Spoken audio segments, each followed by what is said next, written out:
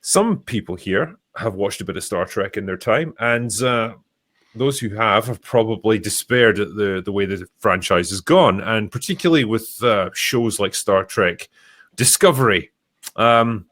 Pretty tough to watch, especially after season 1. It just became absolute garbage. But the rumor is that it's now been decanonized and it's no longer part of the official like Star Trek timeline. And I guess the best way I can explain this is through the most strange set of circumstances. I think it ultimately has come about from Star Trek Lower Decks, which is also just finished up. It had its series finale. And one of the ways that it's decanonized this show is that it showed alternate realities. It's described here in Giant Freaking Robots. It says, in the show's finale, a group of Klingon ships encounters a phenomenon that transforms things into alternate versions of themselves. So they get to see what they would look like in a different reality, a different timeline. And when a Klingon ship hits one of those transformation rays, it transforms into the big, ugly Discovery-style Klingon ship. Basically, completely different from what you used to get in Star Trek. Completely different design because of that crazy licensing deal that they had where everything had to be 25% different so that Paramount and CBS could divide up the spoils of merchandising. It's this weird setup that they have with all their licensing deals. Anyway, this has been interpreted as meaning that Discovery is no longer canon, which is kind of an interesting prospect because it seems to be wildly hated by most fans of Star Trek, and I think most people would be quite happy to see it go. It's a weird experience, right? To like have something that you don't even like, try to officially decanonize something you don't even like. You're like, Yeah, because I mean, I'm going to go out on a limb here and say most people don't really give a shit about Star Trek Lower Decks, and it doesn't really matter in the great scheme of things. But the fact that it's an official, because Paramount themselves have said this, right? Lower Decks is considered canon. Like what happens in it is not just like a joke; it's considered part of the canon of the Star Trek universe. And so if it decides that something else is no longer canon, then technically that is valid. That means it's gone. Because I'm seeing a lot of people say that it's not even, that it hasn't even been treated that way necessarily, or at least the creators aren't saying that that's what it means and that's what it... But I was thinking about how, Dark Fate decanonizing 3, 4, and 5 of Terminator films, like that never really helped anything, It was never like, thank goodness. It was more of a just, we never thought they were that canon anyway. Yeah, and I think in the minds of fans, I'm going to, again, suggest that most people don't even consider any of this stuff post Star Trek Enterprise to be canon anyway, in any shape or form. It's just shitty fan fiction made by companies that don't really care about the property anymore. So I think an analogy I made on one of these shows, but I was like, when a franchise is really strong, take like a Lord of the Rings, when you have The Hobbit getting made, it's like someone putting, there's like a big Lego tower and someone starts putting pieces on the wrong place or the wrong color, and you're like, ugh. Yeah. You look at it and you're like, stop, and you want to try and get those little pieces off. But Star Trek sounds like Star Wars and Doctor Who and everything else, where they made a little thing on it, and then they built an enormous thing on that tiny thing that came off the original tower, and it broke off. And it's just like, I don't even associate you with the original work anymore, like not even remotely. So it's the idea that they're like, oh, we got this new season that's connected to this, it's going to be the continuation of this character from this, then you're just like, it's not even, go away. I don't care. It's like all this new Doctor Who stuff. I keep having to get updated about it. Disparu was explaining the new episode, and I was just like, man, I used to remember doing this with other people, saying the broad statements of a plot line of an episode, and people just being like, what? I'm back on that end of it now, where he says like some lady eats a star. I'm just like, Just it's like, oh yeah, okay. Just before we carry on, actually, it's so funny. I'm so disconnected from Doctor Who when I hear things like this. Like, yeah, okay, I guess that's what happens in that show. Just before we go on, I'm going to bring Razor Fist in as well because he's now joining us. So Hey, yes, everyone. you're alive. Yes. Hello. Hey. Godspeed, everyone. Yeah, sorry, I would have been here sooner, but I got stuck in Arizona traffic, which resembles California traffic more by the hour. Oh, So, good God, yeah. that sounds bad. Good times, but I'm glad to be Well, here. It's been too long. Happy New Year to you, man. Good to have you back on for this. Yeah, Happy New Year. Hope you're celebrating the Terrorism Day festivities in style. Oh, yeah. There's always a new terrorist attack. Oh, yeah. You know, there's always something. I always wondered what made you tick. Turned out it's a bomb fest. Fantastic. Yeah, it's misery and death and stuff. That's what Brits thrive on, really. Excellent. But yeah, we were just talking there about Star Trek Discovery kind of getting decanonized. Yes. And the overall take being like, who gives a fuck anyway? Because anything that's happened in Star Trek from about 2005 onwards doesn't really matter anyway. It really is if a show gets canceled in the forest and no one's around to see it. It really is that theorem in practice, because I know absolutely no one who habitually watched new Star Trek, except a few people who jumped on Picard in season 3 for 15 minutes and then peaced out immediately after. That's the only thing I know that people actually watched. And they were always doing these gimmicky things to try and draw in viewers. Like, did you see just recently Lower Decks doing Julian Bashir and Garrick they're gay in love. They're going to tongue kiss on the show. Yeah. It's just obviously the death throes of a franchise.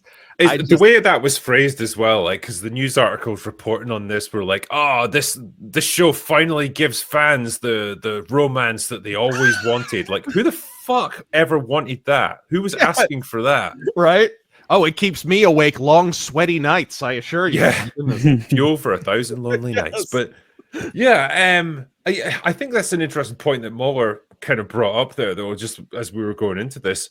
The fact that all these Star Trek shows exist now, like Lower Decks, Prodigy, Discovery, Strange New Worlds, no one watches them. If I wasn't obliged to try and keep track of this stuff as part of my job, I wouldn't even know this stuff existed. And I think most people are like that as well. It's just, it's remarkable how Star Trek has gone from something that, at least within geek culture, was a massive cultural phenomenon. It defines so much of that culture and the wider culture, like our desire to explore, our ethos when it comes to colonizing the galaxy.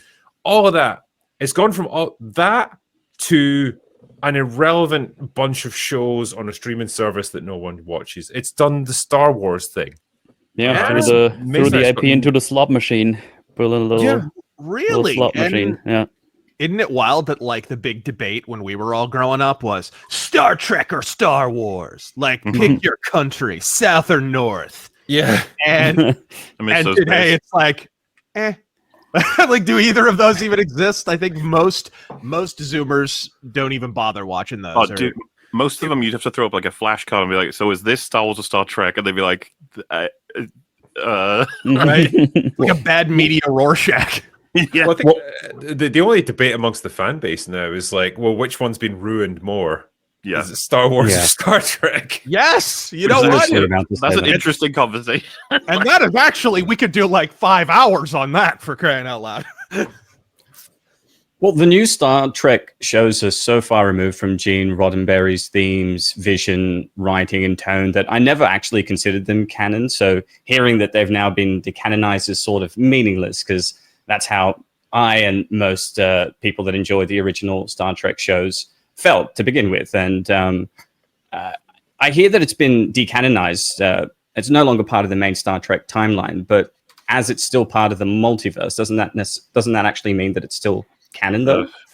I mean, it depends, I guess, how much importance you want to attach to that. Like, in theory, like, anything could exist anywhere. Like, in some alternate reality, like, fucking Captain Kirk is a chimp, and, like, you know, Bones is just a dancing robot, and like there could be any potential number of realities there, and you don't really have to care about them. But like, it's just a way of getting around that. the one true storyline that we actually care about, which is the one that spawned from Star Trek, the original series. That's the only one that people care about, and it's the only one that they will ever care about. But the reason I talked about it as well is because something has changed within the corporate structure of all these studios that own the rights, because the reason that you had these separate kind of timelines, the Kelvin timeline and the original timeline, was because you had one studio, CBS, and you had another studio, Paramount, that owned the different respective versions of Star Trek. They have both now been bought over by Skydance, which now owns all of essentially the Star Trek IP. And it's interesting that they should buy over these studios, and then you get this tacit acknowledgement that, yes, Star Trek Discovery was a bit shit, man. Let's just decanonize that. And it makes me wonder, like, okay, where else will they go with this? Because if they do want to make money out of this, if they want to make money out of that sweet, sweet merchandise, which is where most of the money comes from nowadays, you've got to get something that sells, and it isn't new Trek. Nobody's buying any of the action figures, the models of the ships, any of that stuff. It's all the original series, if that's got any value at all. And so, I don't know, if they've got any sense, they'll find a way to get back to the original. Yeah, I think most people at this point can acknowledge, like, even with Star Wars, man, you got to give it a good long rest before anyone will even care about another attempt to breathe life into this. Like, you've done such damage.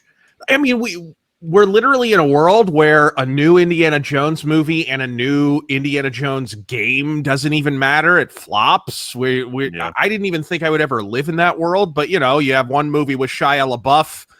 You have a follow-up with Indiana Jones and the Hip of Titanium.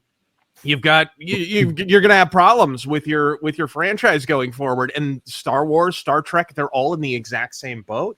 It's just wild. It's like it's a controlled demolition. It's not just a series of missteps.